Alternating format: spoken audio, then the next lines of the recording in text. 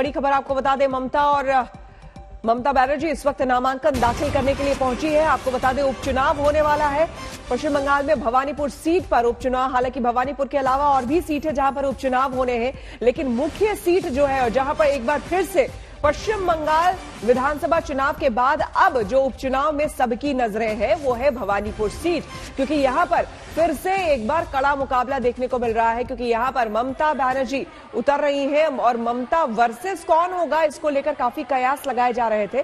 तो ममता वर्सेस आपको बता दें बीजेपी ने भी अपना चेहरा जो है वो उतार दिया है, लेकिन इस वक्त जो है ममता बनर्जी पहुंच चुकी है नामांकन दाखिल करने के लिए। भवानीपुर सीट से प्रियंका टिब्रेवाल को ममता के खिलाफ उतारा है बीजेपी ने और काफी दमदार बता रही है, लेकिन उसके बावजूद ममता बनर्जी और जिस तरह का उनका कद है और इन तमाम चीजों को देखते हुए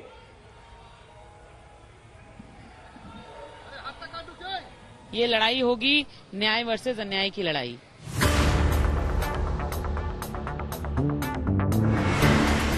बंगाल में एक बार फिर ममता बनाम बीजेपी की जंग शुरू हो गई। भवानीपुर सीट में ममता बनर्जी वापस आ चुकी है।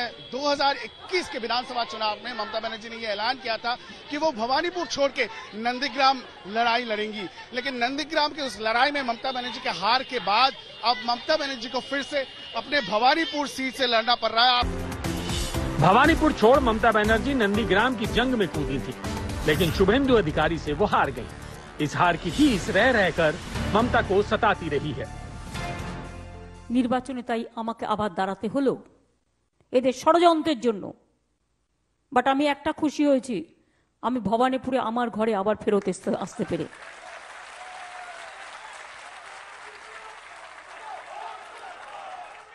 নিশ্চয়ই ভবানীপুরের মানুষ মনে প্রাণে চেয়েছিলেন যে আমি ভবানীপুরেই থাকি।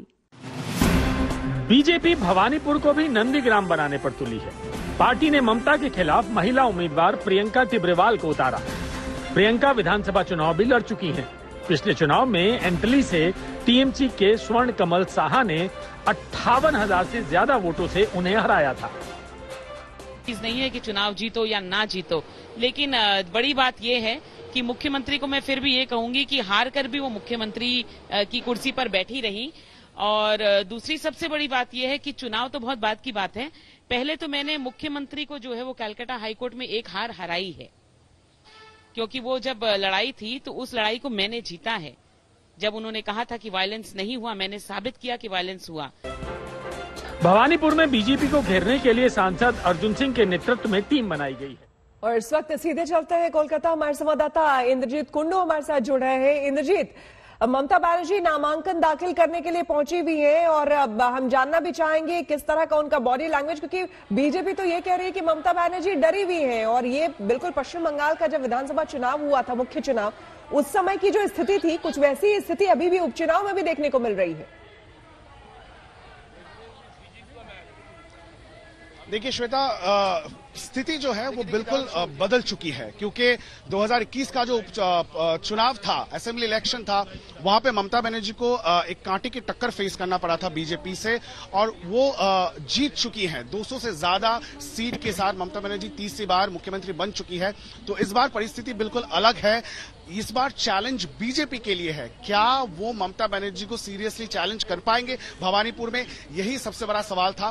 प्रियंका टिब्रेवाल को खड़ा किया गया है बीजेपी की ओर से। ममता बनर्जी कुछ चंद मिनट पहले यहाँ पे जो अलीपुर सर्वे बिल्डिंग है वहां पे वो अंदर गई है अपना पर्चा दाखिल कर लेना, नॉमिनेशन दाखिल करने। और जैसे वो गाड़ी से निकली, तृणमूल के जो समर्थक हैं वो नारेबाजी कर रहे थे, स्लोगन दे रहे थे और ममता बनर्जी ने भी उनको नमस्ते करके अंदर वो गई है। हालांकि कोविड प्रोटोकॉल, कोविड जो विधि है वो काफी सख्त यहाँ पे दिख रहा है और यही कारण है कि हर बार हम लोग देखते हैं कि जब इस तरह का नामांकन पत्र भरा जाता है, कोई भी अगर बड़ा स्टार लीडर होता है तो वो बड़े एक जुलूस के साथ, एक रैली के साथ नॉमिनेशन फाइल करने जाते हैं। लेकिन इस बार ऐसा कुछ नहीं दिखने को मिल रहा है, क्योंकि सबसे बड़ा सवाल तृणमूल के जहन में यही था कि समय पे उपचुनाव होगा या नहीं। और यही कारण है कि दो दफा इलेक्शन कमीशन के पास अपना जो डेलीगेशन है उन्होंने भेजा था।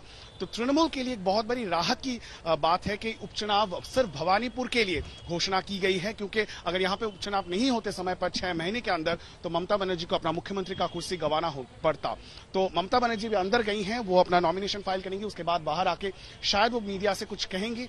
लेकिन जो मूड है तृणमूल सपोर्टर्स का यहाँ पे आज वो काफी जोश और उमंग भरा हुआ है और तृणमूल कांग्रेस ने पूरी एड़ी चोटी का ताकत लगा दिया है यहाँ पे भवानीपुर सीट को फिर से जीतने के लिए। ममता बनर्जी 2 बार यहाँ से जीत चुकी है, 2011 में और 2016 में।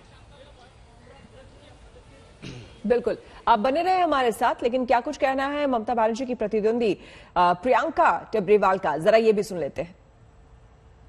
बनर्जी अपना नॉमिनेशन फाइल करी, उसी दिन बीजेपी प्रियंका टिब्रेवाल को अपने उम्मीदवार घोषित किया है। आपको कैसे लग रहा है? It is a tough fight, लेकिन आप बहुत ही कॉन्फिडेंट हो। देखिए, पार्टी ने ये मेरे ऊपर विश्वास किया है, उसके लिए मैं अपनी पार्टी की बहुत बहुत आभारी हूँ। लेकिन उससे भी ज्यादा मैं ये कहना चाहूंगी कि मैं भाजपा की जो कैंडिडेट है उससे ज्यादा मैं पश्चिम बंगाल के लोगों की कैंडिडेट हूं।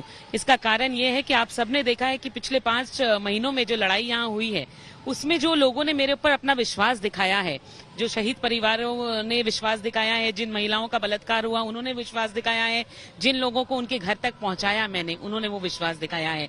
आप देखिए किसी भी सोशल मीडिया में हर जगह यही कमेंट है कि हाँ वो खुश हैं क्योंकि मुझे कैंडिडेट उतारा गया है। तो ये उस जनता का विश्वास है और उसके लिए मैं शुक्रगुजार हूँ।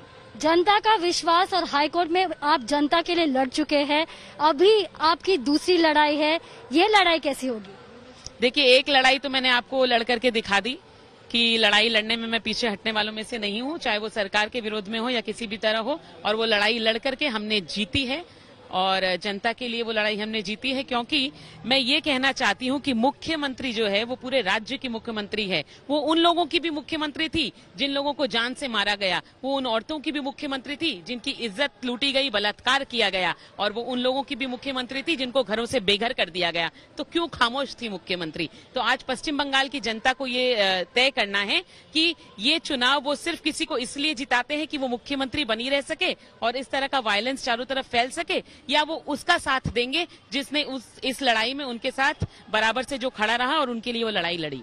गणेश चतुर्थी के दिन आपका नाम घोषित हुआ है, आपको कैसे लग रहा है? बहुत शुभ दिन है। विघ्नहर्ता है साथ में, तो फिर डर क्या बात का है। गणपति बप्पा मोरया।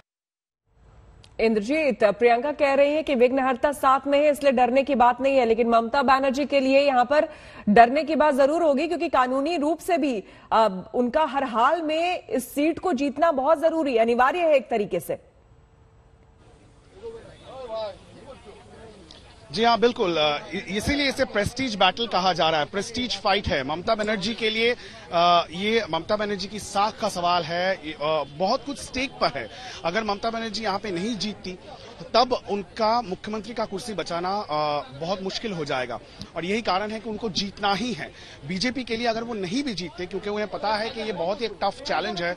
ममता बनर्जी सबसे बड़ा लीडर है पश्चिम बंगाल में इस वक्त और तीसरी बार मुख्यमंत्री बन के आई हैं, जीत के आई हैं, तो उनके लिए ये चैलेंज बहुत ही मुकाबला बहुत ही डिफिकल्ट है, ये उन्हें पता है।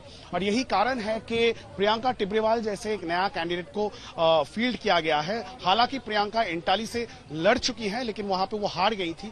लेकिन कुछ ही हफ्ते पहले हाईकोर्ट में जिस तरह का पोस्ट पोल वायलेंस का केस हुआ है, जिसमें हाईकोर्ट ने सीबीआई जांच की जो डिमांड था बीजेपी का, वो मान लिया है। और प्रियंका टिब्रेवाल कह रही है और बीजेपी का हाईकमांड भी ये मानती है, कहीं ना कहीं ये उनका जीत है और इसीलिए उनको यहां पे खड़ा कर दिया गया है। एक मैसेज देने की कोशिश है कि ममता बनर्जी के खिलाफ एक महिला कैंडिडेट को लाया गया है और उसके साथ साथ ऐसे कैंडिडेट को जो पोस्ट पोल वायलेंस को लेकर काफी वोकल है और उसके लेकर लड़ रही है। और शायद यही बीजेपी का भवानीपुर में जो कैंपेन स्ट्रैटेजी है वो रहने वाला है। बिल्कुल, बहुत बहुत शुक्रिया आपका इंद्रजीत तमाम जानकारी के लिए। चलिए आप पश्चिम बंगाल से बात करेंगे उत्तर प्रदेश की। उत्तर प्रदेश में सियासी घमासान भी शुरू हो गया है। एक तरफ ओवैसी मुसलमानों को अपने हक में एकजुट कर रहे हैं, दूसरी तरफ मायावती ने मुख्तार का टिकट काट दिया है। उधर प्रियंका गांधी यूपी के दौरे पर है। बीजेपी ने भी सदस्यता अभियान शुरू करने का ऐलान किया है और कहा है कि 4 करोड़ मेंबर वो बनाएंगे।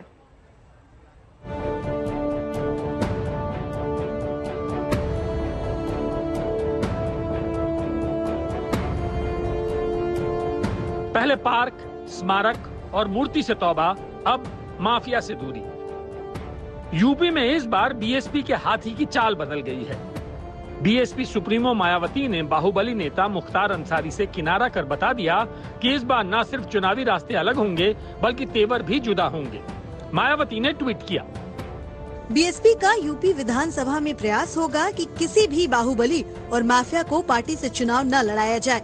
इसी वजह से मऊ से अब मुख्तार अंसारी का नहीं बल्कि भीम राजभर का नाम फाइनल किया गया है। इसके संकेत पहले ही मिलने लगे थे। मुख्तार के बड़े भाई का साइकिल पर सवार होना बता रहा था कि अंसारी परिवार से मायावती किनारा कर लेंगी। 2 हफ्ता पहले ही सिबकतुल्ला अंसारी ने समाजवादी पार्टी का दामन थामा। हालांकि अफजल अंसारी अब भी बीएसपी के ही सांसद हैं। 2007 के अंदर बहन मायावती जी जब मुख्यमंत्री बनी, हमारा नारा था चढ़ गुंडों की छाती पर मोहर लगेगी हाथी पर। इसी प्रकार इस बार भी 2022 के चुनाव में जनता सर्व समाज के हित में और कानून व्यवस्था जो ध्वस्त पड़ी है, किसान निराश है, नौजवान परेशान है, दर दर भटक रहा है, इस तर्ज पर उत्तर प्रदेश में बहुजन समाज पार्टी चुनाव लड़ेगी। कानून का राज, अगर कानून के राज का समर्थन करना है तो इन सबको मिल करके जो है वो योगी जी की जो शासन की नीति रही है, सुशासन की नीति रही है, उसको देख ले, समझ में आ जाएगा कि ये जो गुंडे थे, ये बदमाश थे, जो अराजक तत्व थे, ये जो है उड़नछू हो गए हैं, गायब हो गए हैं, या तो जेल के शिक्षों में है या कहीं और चले गए। उत्तर प्रदेश के लोगों ने उनकी भी सरकार देखी है, सपा की भी सरकार देखी है, और उसमें कितनी अराजकता थी, कितना हाहाकार था, कितना हंगामा था, कितना लोगों की असुरक्षा थी, इस बात को किसी कोई भूला थोड़ी है। मायावती इस बार पुराने फॉर्मूले पर लौट आई। फिर से दलित ब्राह्मण गठजोड़ पर जोर है, फिर से गुंडाराज पर हल्ला बोल है। ब्राह्मणों के सम्मेलन में मायावती ने इसकी तस्वीर भी पेश की। भाजपा सरकार के शासन काल में भी उन पर जुल्म, जाति, अन्याय, अत्याचार, शोषण व द्वेषपूर्ण कार्रवाई आदि होनी कम नहीं हुई है, बल्कि उनके विरुद्ध दिल दहलाने देने वाली ऐसी घटनाएं भी हुई हैं जो देश भर में चर्चा का विषय रहा है। 2017 में जब अखिलेश ने मुख्तार को टिकट देने से मना किया, तब मुख्तार का ठौर बीएसपी बनी। कौमी एकता दल का बीएसपी में विलय हुआ। तब से अब तक गोमती का पानी काफी बह गया। हर दल के अपने दांव हैं। इस दांव में जेल में बंद मुख्तार कहीं फिट नहीं हो रहे। आज तक ब्यूरो। और बड़ी खबर आपको बता दें, मायावती ने मुख्तार अंसारी का टिकट काटा है तो एआईएमआईएम ने टिकट का खुला ऑफर दे दिया है। अतीक अहमद के बाद मुख्तार अंसारी को खेमे में लेने की कवायद है। एआईएमआईएम के प्रवक्ता असीम वकार ने यह ऐलान किया है। तो अब ऑल इंडिया मजलिस-ए-इत्तेहादुल मुस्लिमीन के अध्यक्ष असदुद्दीन ओवैसी मुश्किल में पड़ते दिखाई दे रहे हैं। बाराबंकी में भड़काऊ भाषण देने के आरोप में ओवैसी के खिलाफ केस दर्ज किया गया है। इसके अलावा आपको बता दें, ओवैसी पर कोरोना नियमों के उल्लंघन को लेकर भी केस दर्ज किया गया है।